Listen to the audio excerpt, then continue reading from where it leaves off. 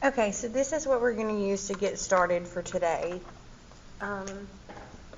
Bennett and his friends decide to go bowling. The cost for the group is $15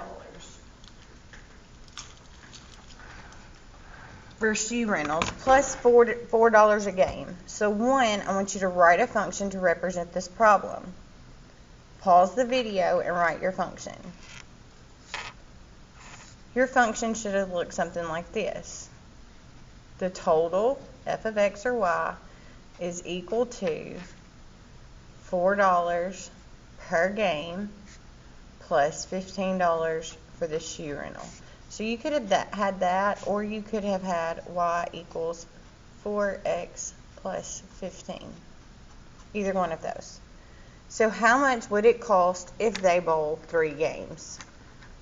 This is evaluating the function. So I want you to evaluate. Pause the video and then check your answer. F of 3 equals 4 times 3 plus 15. The function evaluated at 3 is equal to 12 plus 15. The function evaluated at 3 is equal to $27 for them to bowl 3 games. Here you want to make sure that you put the dollar sign because we're talking about dollars. How many games can they bowl for $25? So I'm going to do this one. I'm going to work this one down here. How many games can they bowl for $25? We want our total, which is our y.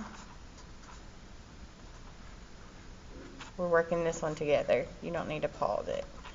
We want our total to be $25. So here you're evaluating to find out when our y is 25, what is our x going to be? Subtract your 15.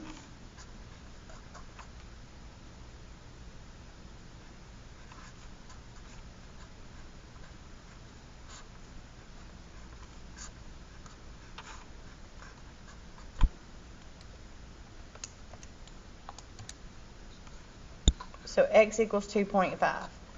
All right, so are they going to let you play half a game? All you have is $25. You can't go over the $25. So you can't play the 3 games because that would be 27. But are they going to let you play half a game? No. So how many games can they bowl? 2 games. What does the domain represent in this problem? First, let's kind of review what the domain is. What is the domain? The domain is our x values. So what did the x's represent in the problem? The x was the number of games that we could play. The number of games we played.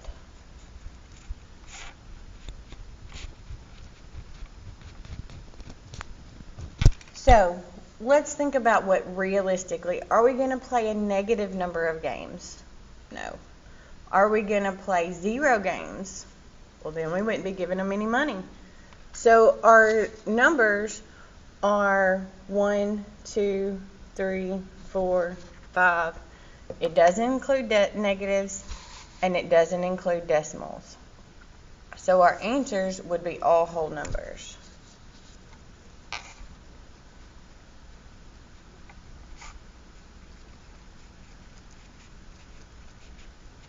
What is the domain of the problem?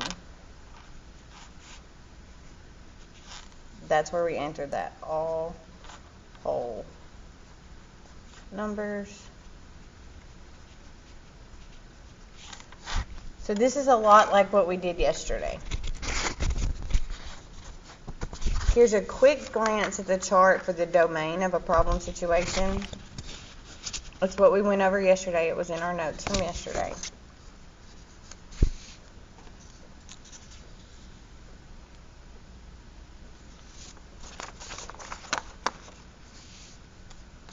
This was our homework. Okay, so let's talk about Joe's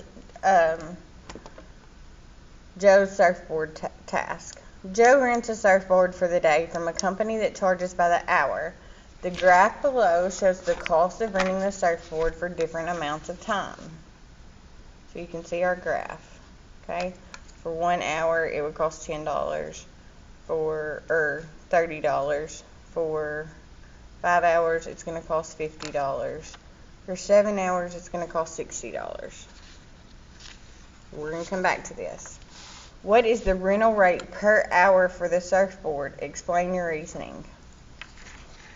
Okay, so how much does it cost per hour? Well, here's 5. How are we going to find 5 hours? Here's 1 hour. Here's 7 hours. How are we going to find the cost per hour? What does that tell you? That's going to be your rate. So how do we find the rate? How do we find the rate? We find it using slope. So we know that it's for 1 hour is $30, and we know for 5 hours is $50. How are we going to find the rate? We're just going to do the slope formula. This is our x1, this is our x2, or y2. y1, sorry guys. This is our x2, this is our y2. So 50 minus 30 over 5 minus 1. 50 minus 30 is 20, 5 minus 1 is 4. 20 divided by 4 is 5 per 1 hour. So the rate is $5 per hour. Okay? To explain your reasoning.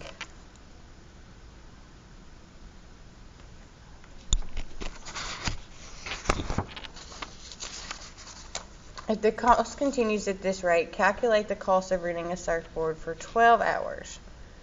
Okay, so if we know that it's $5 per hour,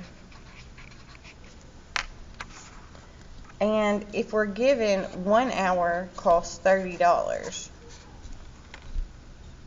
we can kind of figure out, okay, at 1 hour we've got $5 per hour plus the $30. So $5 plus times the hour plus some number is equal to $30. Well, we know the hours here is 1. So 5 plus some number is equal to $30. So if we subtract that 5, we know that they charge $25. Or some number is equal to 25. We know that they charge $25. Let's see if that makes sense. $5 per hour is $5. Plus some constant or a flat fee, which is the 25 that we got, is equal to 30. Is that true? Yes. So now we want to find out how much it costs for 12 hours. We now know that the flat fee is this $25. So let's see if we can write a function. So f of x, where x is the number of hours, is equal to our rate times the hours plus our start amount. So we want to know how much it's going to cost to rent for 12 hours. We're just going to evaluate for 12.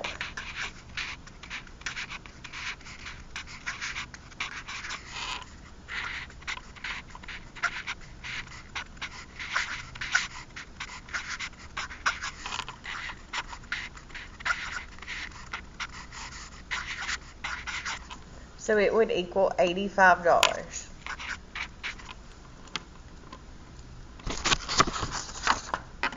Calculate the number of hours that Jose, I don't know what his name is, surfs if the rental cost is $150.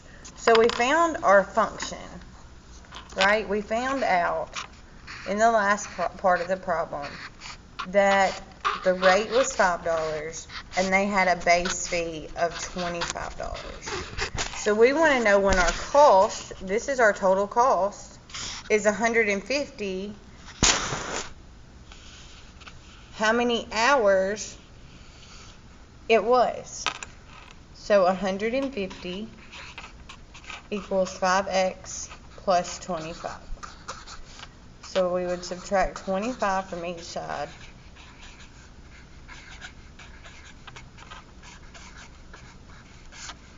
Divide by 5.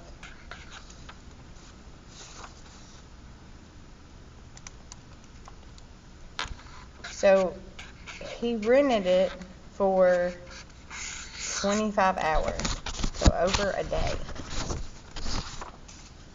Is the domain of the function the same as the domain of the problem situation?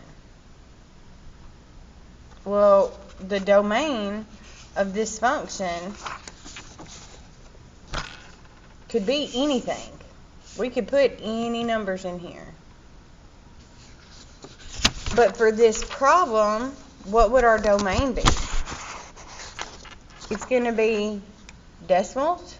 No. So it's either going to be integers or whole numbers. Are we including negatives? No. So it would be all whole numbers. So let's talk about finding the slope or the rate of change from 2 points. And we will start this in the next video.